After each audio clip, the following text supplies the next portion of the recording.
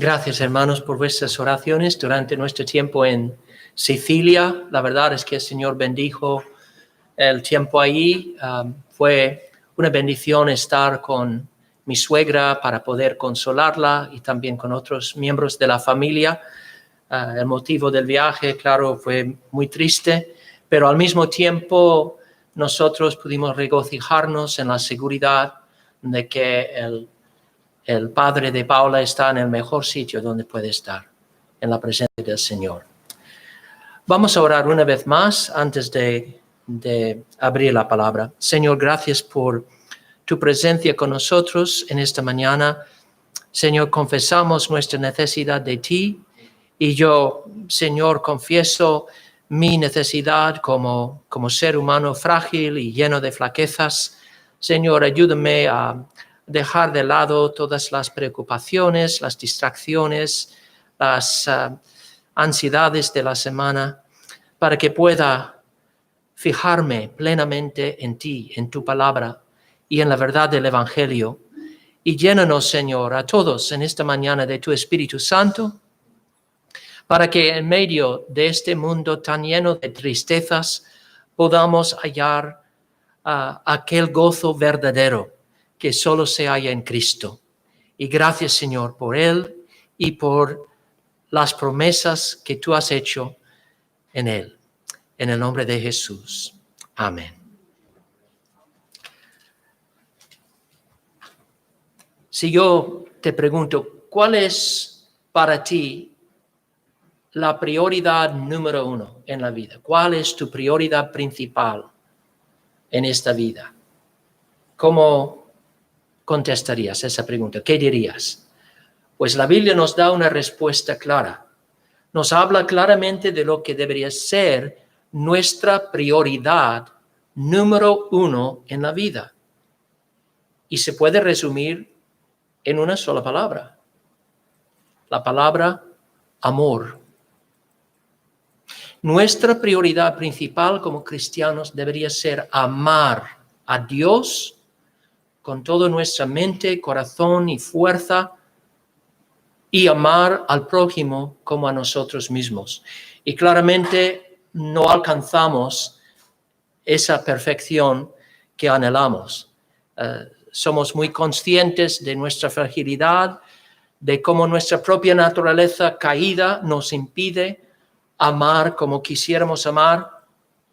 Pero ¿os acordáis de la enseñanza de nuestro Señor sobre esto? Nos dijo claramente que hay dos mandamientos que son los mandamientos más fundamentales. Y son esos dos. Dice Jesús, de estos dos mandamientos, amar a Dios y amar al prójimo, de estos dos mandamientos depende toda la ley y los profetas. El apóstol Pablo dijo algo muy parecido en Romanos 13. Cuando nos dijo que el amor cumple la ley. El amor cumple la ley. La vida cristiana no es una vida sin ley. Hay personas que caen en este error, piensan que ya que no estamos bajo la ley, eso quiere decir que vivimos sin ley. No es verdad. Cristo dijo, si me amáis, guardad mis mandamientos. Pero hay un modo de guardar los mandamientos del Señor y es a través del amor, porque el amor no puede perjudicar, explotar, abusar al prójimo. El amor solamente puede hacer el bien. Por eso Pablo dice, el que ama al prójimo ha cumplido la ley. Porque no adulterarás, no matarás, no hurtarás, no dirás falso testimonio, no codiciarás. Y cualquier otro mandamiento en esta sentencia se resume, amarás a tu prójimo como a ti mismo. El amor no puede hacer mal. Por eso el que ama cumple la ley. Podemos decir en un sentido automáticamente. Si realmente mi corazón está lleno de amor por el prójimo, voy a cumplir los mandamientos del Señor. Y yo creo que, hermanos, este es un tema muy importante para los tiempos por los que estamos pasando. Porque somos muy conscientes de todas las barreras que en un sentido nos están manteniendo a cierta distancia los unos por los otros. Estamos viviendo en tiempos muy extraños, muy raros. Ni siquiera podemos ver nuestras sonrisas, ¿no? Y eso no es la nueva normalidad. Yo he dicho esto muchas veces, vais a cansaros de escuchar eso. No hay ninguna cosa que se llama la nueva normalidad. Hay una anormalidad temporal. Una anormalidad temporal y espero que se acabe pronto. Porque la normalidad es poder ver nuestras sonrisas, poder sentir nuestro cariño, poder tocarnos, darnos un beso santo, como la Biblia manda. Esta es la normalidad. No estamos viviendo la normalidad ahora. Y por eso, precisamente por eso, tenemos que meditar mucho en este pasaje que he leído en esta mañana, o que Paco ha leído en esta mañana. El mandato de amarnos, de amar al prójimo, porque Dios mismo es amor. Sabemos que el amor no es algo que podamos producir simplemente por la fuerza de la voluntad humana. Yo puedo decir, mañana yo voy a amar perfectamente a mi esposa y a mi hija, no voy a cometer ninguna infracción de la ley, no voy a ofenderla de ningún modo, voy a amar a cada uno de nosotros y ¿sabéis? Puedo decir todo eso de la misma manera en que Pedro le dijo al Señor, jamás te negaré, Señor. Y dentro de poco tiempo le negó 3 veces. El amor no surge de la carne. El amor no surge de nosotros. Dios tiene que derramar su amor en nosotros. Y eso ocurre solamente por medio de la fe en Jesucristo. Hay un orden. Tenemos que creer el mensaje de Dios. Tenemos que creer en lo que dice la Biblia acerca del amor de Dios para con nosotros. Y creyendo, somos capacitados a amar. Vemos este orden siempre en la Biblia. Dice el apóstol Pablo, en Cristo Jesús ni la circuncisión vale algo, ni la incircuncisión, sino la fe que obra por el amor. La fe obra por el amor. O como dice el apóstol Juan, en esta misma epístola, dice, este es el mandamiento, que creamos en el nombre de su Hijo Jesucristo y que nos amemos unos a otros como nos lo ha mandado. Primero tenemos que creer el mensaje del Evangelio. Y si creemos ese mensaje con una fe sincera, una fe que es don de Dios, entonces el fruto será el amor. Se verá en la vida que somos creyentes porque amamos. Eso es lo que dijo Cristo, ¿no? Dijo, todo el mundo sabrá que sois mis discípulos por el amor que os mostréis unos a otros. Y Dios, siendo un buen padre, no se limita simplemente a darnos mandatos. Un padre que no hace nada más con sus hijos que darles mandatos, no les demuestra amor. Un buen padre instruye a sus hijos.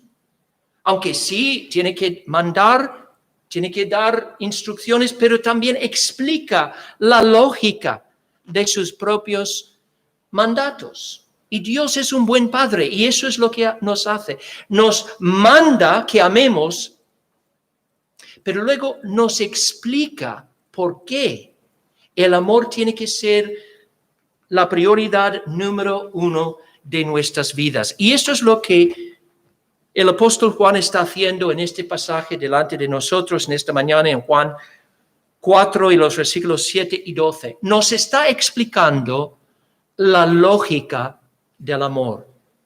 ¿Por qué es lógico, razonable y necesario que amemos? Y vamos a considerar solamente dos razones esta mañana, dos razones por las que tenemos que amar.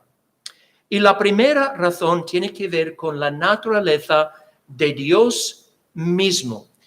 Dice el apóstol aquí, amados, amémonos unos a otros, porque el amor es de Dios. Todo el que ama es nacido de Dios y conoce a Dios. El que no ama no ha conocido a Dios, porque Dios es amor. Dios es amor. Es la misma naturaleza de Dios. En la Biblia, en el Nuevo Testamento, encontramos 3 declaraciones acerca de la naturaleza de Dios que empiezan con las palabras Dios es. ¿Sabéis cuáles son las otras 2? La primera se encuentra en Juan 4, cuando Jesús está hablando con la mujer samaritana y le dice, Dios es espíritu. Y los que le adoran tienen que adorarle en espíritu y en verdad. Dios es espíritu. Y luego en esta primera epístola de Juan, en el primer capítulo, el apóstol Juan dice, Dios es luz y no hay ningunas tinieblas en él. Y ahora en el capítulo 4 dice, y Dios es amor. Y ninguna de estas declaraciones por sí sola nos dice toda la verdad acerca de Dios. Es importante que veamos cada declaración a la luz de las otras 2. Es decir, se interpretan mutuamente, se complementan.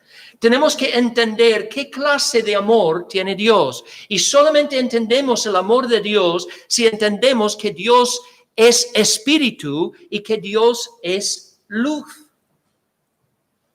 Cuando decimos que Dios es luz, estamos señalando su pureza.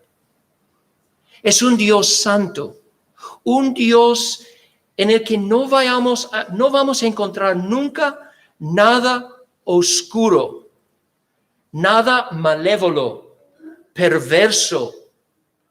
Hay personas que por fuera pueden tener una cara muy inocente. Había un bandolero famoso del antiguo oeste que se llamaba Billy el Niño, porque tenía un rostro de niño, ¿no? Parecía muy inocente, pero por dentro era una fiera, era una serpiente.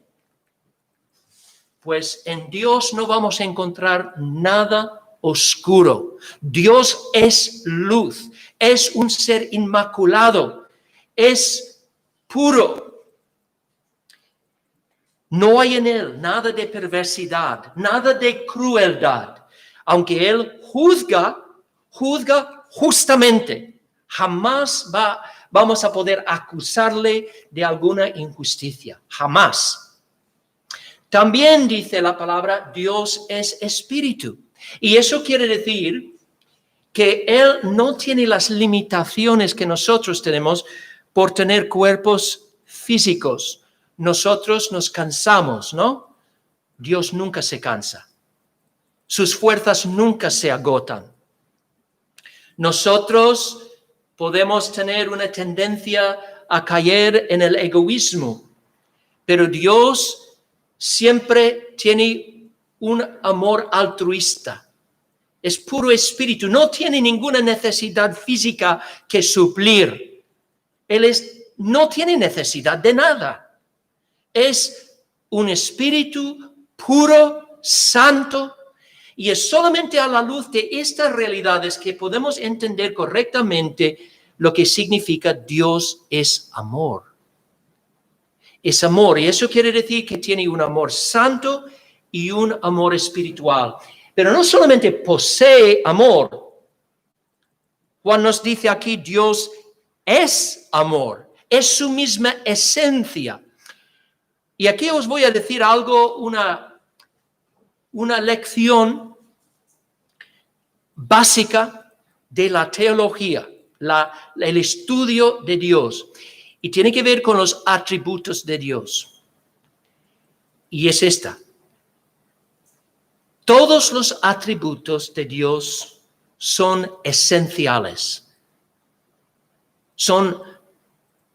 Forman su misma esencia. Y en esto Dios es diferente a nosotros. Nosotros tenemos algunas características más o menos permanentes y otros que pueden cambiar. Piense, por ejemplo, en un hombre, digamos, de China. Él tiene algunos rasgos asiáticos desde la niñez que permanecen toda la vida, no cambian. Él ha nacido de raíces asiáticas, tiene ciertos rasgos y estos rasgos permanecen. O podemos pensar en un hombre manco que perdió un brazo, una mano, pues él no va a crecer otra mano, otro brazo. Él va a quedar manco para toda la vida. Son características permanentes. Pero luego, piense en un hombre gordo. Y no pienses en mí, ¿eh? Pero esta característica puede cambiar. Una persona gorda puede perder su gordura, puede volverse delgado. O sea, nosotros tenemos algunas características permanentes, otras que pueden cambiar. Pero todo lo que es Dios es de forma inmutable. Dios no tiene ninguna característica que pueda cambiar. Todo lo que es Dios lo es esencialmente.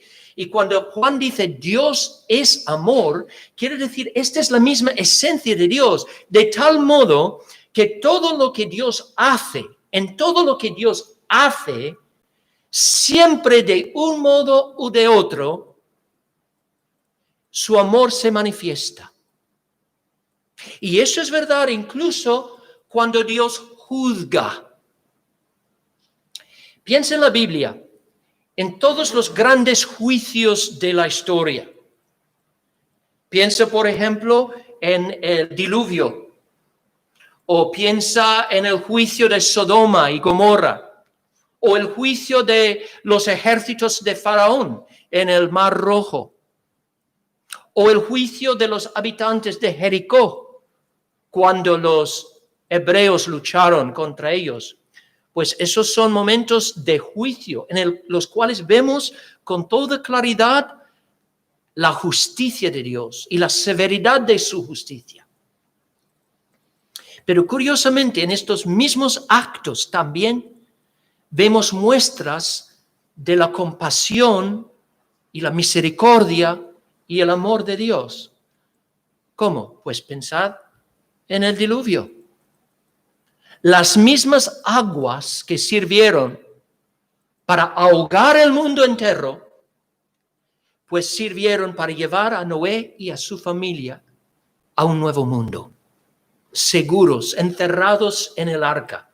O sea, Dios juzgó, pero este acto de juicio al mismo tiempo fue un acto de liberación para Noé y su familia. O piensa en el terrible juicio que cayó sobre Sodoma y Gomorra, un evento terrorífico, fuego cayendo del cielo. Pero en medio de todo este juicio aparecen dos ángeles para tomar de la mano a un siervo de Dios y llevarle y a su familia también a un lugar seguro. Vemos la compasión y la misericordia de Dios. O el juicio que cayó sobre los ejércitos de Faraón. Pues por medio de ese juicio, Israel fue completamente liberado de la amenaza del Faraón y podían seguir por su camino en el desierto salvos y seguros. O sea, Dios es amor y por eso vemos su amor manifestado en todo momento, porque Él está obrando todas las cosas para el bien de aquellos que le aman y que han sido llamados conforme a su propósito. Y puesto que Dios es amor, si decimos que somos sus hijos, tenemos que manifestar la naturaleza de nuestro Padre, o el mundo se burlará de nosotros y con justicia. Porque es absurdo que uno diga, yo soy hijo de Dios, si lo único que sale de su vida es odio, rencor, amargura hacia los demás. No puede ser. No puede ser. Yo me acuerdo de una película de risa que vi hace muchos años con un actor quizá conocido, Steve Martin. No sé si habéis oído de Steve Martin, un actor muy gracioso, pero hizo una película acerca de un bebé que fue adoptado por una pareja negra en el sur de los Estados Unidos, pero el bebé era blanco. Entonces hay una escena cuando este bebé pues ha crecido, ha pasado por la niñez, la adolescencia, ya está hecho un hombre, y sus padres adoptivos le toman aparte y le dicen por primera vez que él no es su hijo biológico. Y él queda espantado, no puede creerlo. Pero ¿cómo puede ser? Y claro, es una escena de risa, porque obviamente no puede ser su hijo biológico. Él es blanco como la nieve, ¿no? Y es una pareja negra. Pero estaba pensando en esto y hay algo aún más absurdo. Y es que una persona que solo odia, diga, yo soy un hijo de Dios. No puede ser. Tampoco puede decir que conoce a Dios.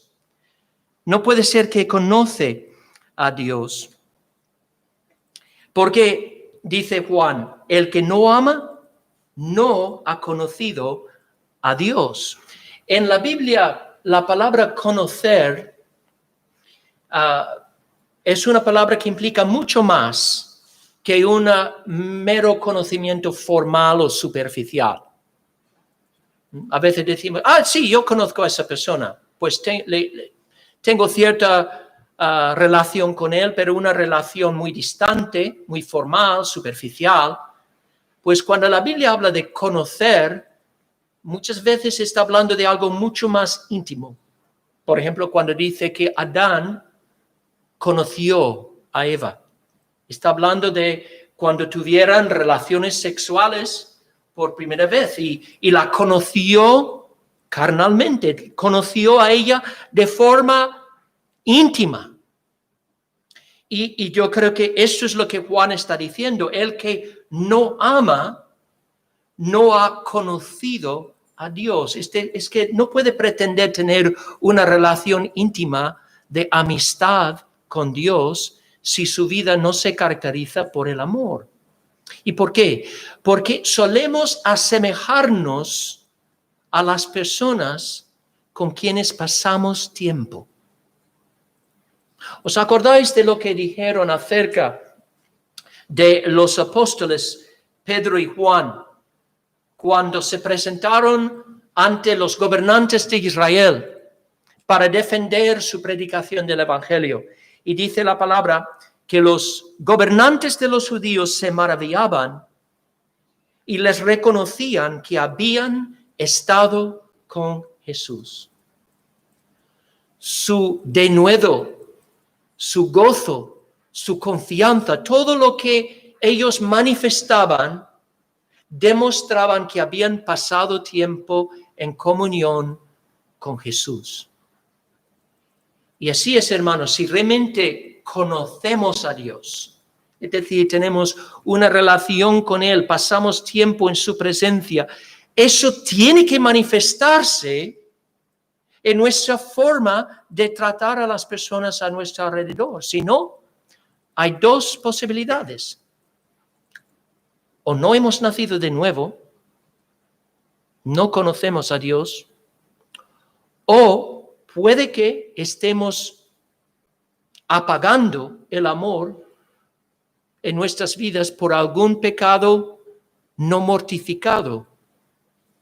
Y vemos un ejemplo de esto, por ejemplo, en la vida de David. cuando cayó en el pecado de adulterio con Betsabé y pasó 9 meses por lo menos en este estado de frialdad y alejamiento de Dios.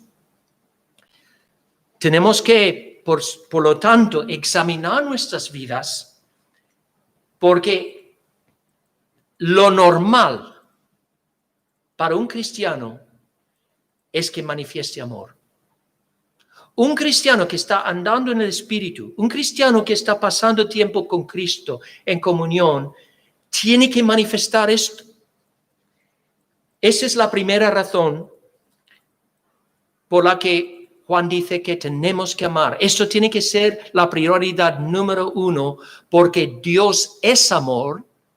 Y si decimos que somos sus hijos, tenemos que manifestar la naturaleza de nuestro Padre, porque Él imparte a nosotros su propia naturaleza cuando nacemos de nuevo. Pero hay otra razón por la que el amor es esencial.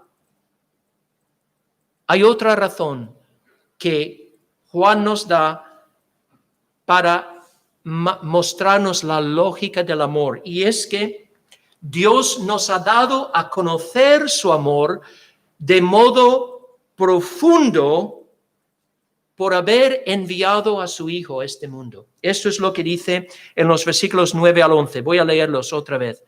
En esto mostró el amor de Dios para con nosotros, en que Dios envió a su Hijo unigénito al mundo para que vivamos por Él. En esto consiste el amor. No en que nosotros hayamos amado a Dios, sino en que Él nos amó a nosotros y envió a su Hijo en propiciación por nuestros pecados. Amados, si Dios nos ha amado así, debemos también nosotros amarnos unos a otros.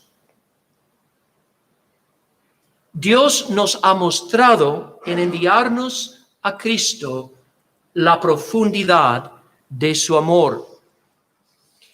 Es cierto que el amor de Dios se manifiesta de muchas maneras en este mundo. Sería un error decir que el amor de Dios se manifiesta exclusivamente en la cruz. Eso no es verdad. El amor de Dios se manifiesta sumamente, supremamente en la cruz. Pero hay varias maneras en este mundo que Dios demuestra su amor. Y en esto tenemos que hacer una distinción entre el amor de Dios en el sentido de esa bondad, ese carácter de bondad que demuestra a todos los seres humanos en su gracia común, y ese amor especial que tiene para con sus propios hijos en Jesucristo. Yo creo que podemos hablar de estas dos realidades como dos aspectos del amor de Dios. Hay un sentido en el cual cada ser humano que vive en este mundo experimenta el amor de Dios. El apóstol Pablo, predicando, dice a los paganos que Dios les ha mostrado su bondad, dándoles lluvias del cielo y tiempos fructíferos, llenando de sustento y de alegría sus corazones. ¿Habéis pensado en esto? Esto es algo muy interesante. Cada acto necesario para sobrevivir es un acto placentero. Dios ha creado este mundo de que todas las cosas necesarias para vivir son cosas placenteras. ¿Qué es lo que tenemos que hacer para sobrevivir? Pues tenemos que comer, tenemos que respirar, tenemos que dormir, tenemos que hacer ejercicio, y si queremos que la raza humana siga, tenemos que multiplicarnos también. Y en todos estos actos hay placer. ¿Qué placer comer una buena paella? Qué placer llegar a casa y quitar esa máscara y respirar el aire. Qué placer dar un paseo, hacer ejercicio. Todo esto es bueno para el corazón, para el cuerpo. Dios ha creado el mundo de tal modo que todo lo necesario para vivir es placentero. Ahora, si hubiera sido un Dios malvado, entonces podría haber hecho este mundo que para respirar, cada respiro sería torturoso, algo terrible. Pero Dios no ha hecho así. Ahora, es cierto que existe ahora la enfermedad en el mundo, pero esto es fruto de la caída, fruto de la entrada del pecado en el mundo. Dios no creó el mundo así. Entonces, Dios es amor y manifiesta este amor de muchas maneras. Y sin embargo, no hay manifestación del amor de Dios comparable a lo que Él ha hecho en enviar a su propio Hijo a este mundo.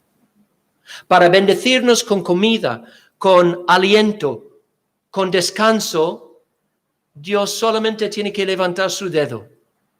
Solo tiene que ejercer su poder. Pero para redimir nuestras almas, Dios tuvo que enviar a su propio Hijo a este mundo para cargarse de nuestros pecados y para sufrir en nuestro lugar. Le costó mucho redimirnos del pecado. Y en esto vemos, como en ningún otro lugar, hermanos, la profundidad del amor de Dios. Dios siempre se ha manifestado como un Dios de amor. Debemos quitar cualquier noción que tienen algunos que, bueno, el Dios del Nuevo Testamento es un Dios de amor y el Dios del Antiguo Testamento un Dios malo de ira. Este es marcionismo, esto no es cristianismo. Vemos el amor de Dios en el Antiguo Testamento. La redención de Israel de la esclavitud en Egipto. Todo el sistema de culto que les dio, el sistema de sacrificios, el sacerdocio, todo eso fue una expresión de su amor a ellos. Y los judíos sabían que Dios era un Dios de amor, veían grandes manifestaciones de su amor, pero hasta que Cristo vino a este mundo y murió en la cruz, aún no se había manifestado con toda claridad la profundidad del amor de Dios. Hay una revelación aún mayor, aún más grande de ese amor en el Nuevo Testamento. En el Antiguo Testamento se puede pensar, por ejemplo, en la idea de una sombra o de un perfil. ¿Alguna vez has mirado una ventana de noche y quizá ves el perfil de una persona detrás de una cortina? Y puedes decir, yo veo una persona, y es cierto que ves a esa persona, pero no ves a esa persona con la misma claridad como si no hubiera una cortina entre medio. Y era así en el Antiguo Testamento. Los judíos veían quién era Dios, pero aún quedaba ese velo, esa cortina, simbolizada por el velo en el templo. Ninguno podía ir detrás de ese velo. Solamente el sacerdote, el sumo sacerdote, una vez al año, para hacer expiación por los pecados del pueblo. Pero cuando Cristo murió en la cruz, ese velo se rasgó en dos. Se abrió el camino al lugar santísimo y ahora, hermanos, por la obra de nuestro Señor Jesús, tenemos plena libertad para acercarnos a la mismísima presencia de Dios, para sentarnos en el regazo de Dios y llamarle nuestro Padre y susurrar en su oído y tener la plena confianza de que nos ama porque nos ha manifestado su amor dando su propio Hijo por nosotros. Y no hay y nunca habrá ninguna manifestación más grande que el amor de Dios que esa. Por eso Juan dice, de tal manera amó Dios al mundo. No dice simplemente amó Dios al mundo. De tal manera amó Dios al mundo que ha dado a su Hijo unigénito para que todo aquel que cree en Él no se pierda, mas tenga vida eterna. Esa palabra unigénito significa básicamente único, monogenes. Monogenes significa básicamente único. Y Cristo es único porque es el único hombre que existió antes de ser concebido en el seno de su madre. Tú y yo empezamos a existir ahí, en el seno de nuestra madre. Antes de ese momento, del momento de la concepción, éramos solamente pensamientos en la mente de Dios. No teníamos ninguna existencia. Pero no fue así con Cristo. Antes de comenzar su vida como ser humano en el seno de María, Cristo ya existía como Dios. ¿Desde cuándo? Desde siempre. Siempre estaba en la presencia de su Padre, en esa íntima comunión, una comunión más íntima que cualquier otra. Yo he conocido a parejas que han pasado 50, 60 años viviendo juntos. Mis propios suegros, antes de que mi suegro falleciera, él y mi suegra cumplieron como 50 y pico años, ¿no? 54, 55 años juntos. Y cuando una pareja ha vivido juntos tanto tiempo, sus personalidades se entrelazan y se interpenetran tanto que es algo realmente traumático cuando uno muere. Siempre es traumático, siempre es traumático. Pero yo vi la trauma que mi suegra estaba pasando por haber perdido a su pareja de más de 50 años, una vida entera.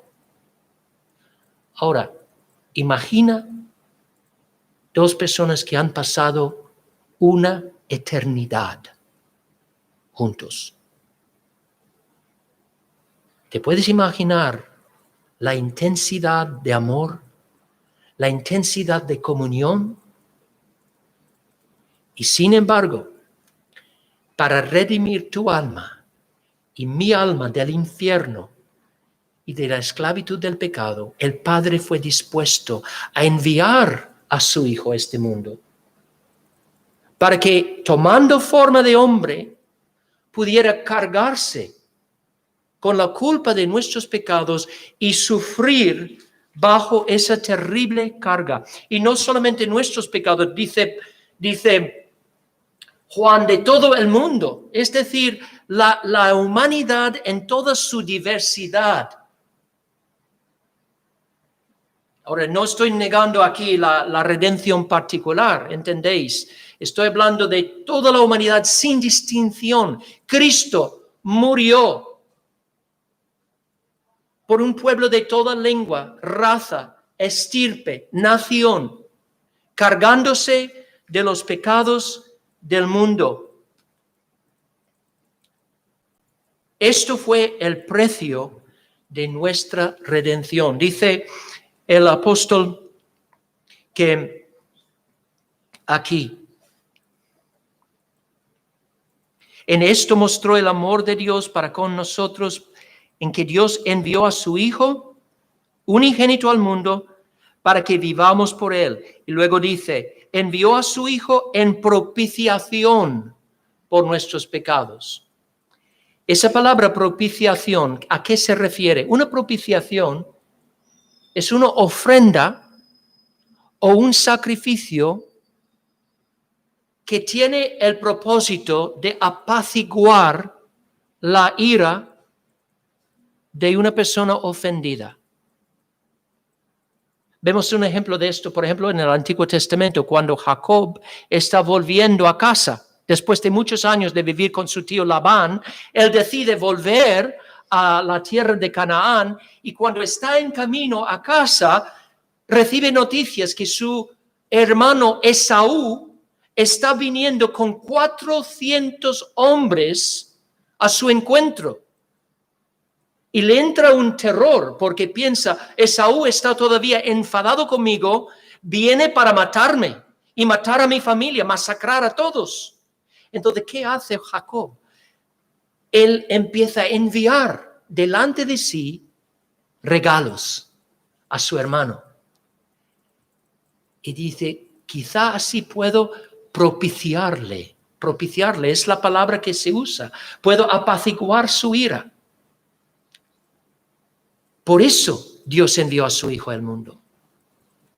Para que Él pudiera venir a este mundo, porque nosotros habíamos provocado la justa ira de Dios por nuestras rebeliones. Y no había nada que podíamos hacer nosotros para apaciguar esa ira, para desviarla de nosotros mismos. Entonces, ¿qué plan concibieron el Padre y el Hijo? El Hijo vino voluntariamente, mas enviado por su Padre, y voluntariamente asumió nuestra responsabilidad, nuestra culpa, para convertirse, podemos decirlo así, en el pararrayos, para recibir los relámpagos de la ira divina. Se convirtió en una esponja para empaparse de todo el desagrado de Dios dirigido hacia nosotros. Y en la cruz, Cristo lo recibió todo y lo hizo de buena gana, lo hizo voluntariamente. Y el Padre le ofreció como ofrenda. Esta es la maravilla, que el mismo Dios a quien habíamos ofendido con nuestro pecado, Él mismo tomó la iniciativa de redimirnos de nuestros pecados, enviando a su Hijo para sufrir esa terrible condena en la cruz de Calvario. Y lo hizo para que viviéramos, como dice aquí, para que vivamos por Él, para que tengamos esa vida nueva, esa vida en abundancia de la que Cristo habla. ¿En qué consiste esta vida? ¿En qué consiste esta vida que tenemos ahora mismo si somos creyentes en Cristo? Hay 3 dones maravillosos. Primero, la salvación de nuestras almas. Si tú eres creyente aquí en esta mañana, tú eres salvo. Tú eres una persona salva, rescatada para siempre de la ira de Dios y del juicio de Dios. Ninguno que te puede quitar de la mano del Padre y de la mano del Hijo por causa del sacrificio que Cristo ya ha ofrecido a tu favor.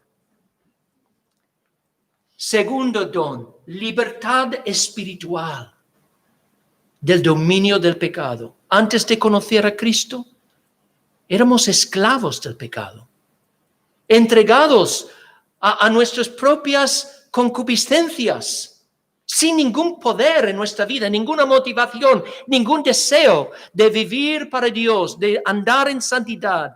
Pero Dios, por medio de la obra de Cristo, nos ha dado un nuevo corazón. Y ahora queremos andar en santidad, queremos amar, queremos glorificar a Dios con nuestras vidas. Y tercer regalo, seguridad eterna.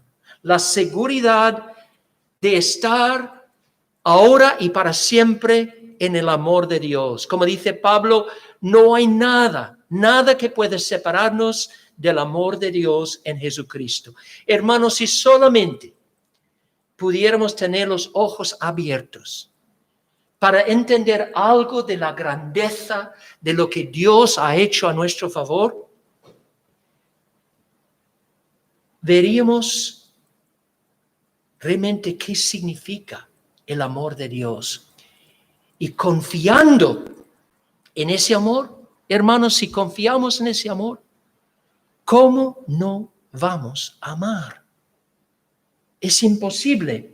Así que quiero concluir con esto, con la exhortación del apóstol, cuando dice, amados, si Dios nos ha amado así, debemos también nosotros amarnos unos a otros. ¿Qué quiere decir así?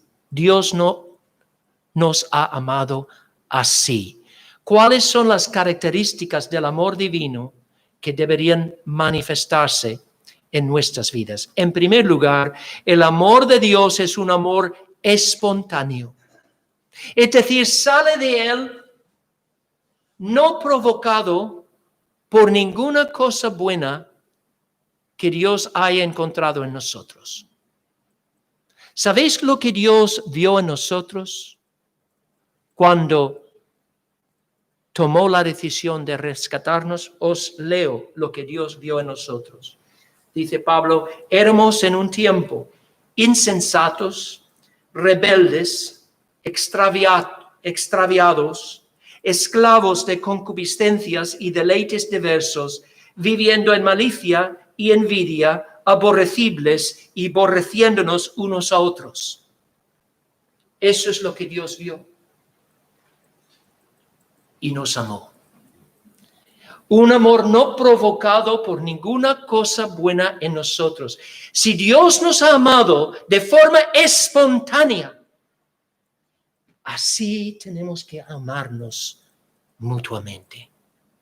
Es decir, yo no puedo limitar mi amor a los simpáticos, a los amables, a las personas que disfruto de su compañía. No, tengo que amar a todos mis hermanos en el Señor. El amor, en segundo lugar, el amor de Dios es un amor sacrificado. Dios sacrificó lo que le era precioso para poder beneficiar a los demás. Su amor era un amor desinteresado. Si uno ama por el beneficio que va a recibir del otro, eso no es amor.